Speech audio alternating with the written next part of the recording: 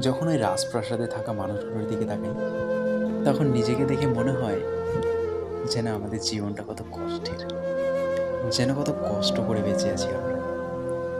ঠিক একইভাবে যখন ওই রাস্তার পাশে ফুটপাতে পড়ে থাকা মানুষগুলোর দিকে তাকাই, তখন যেন আর ওরমটা মনে হয় না। তখন মনে হয় আমরা যেন যথেষ্ট সুখী।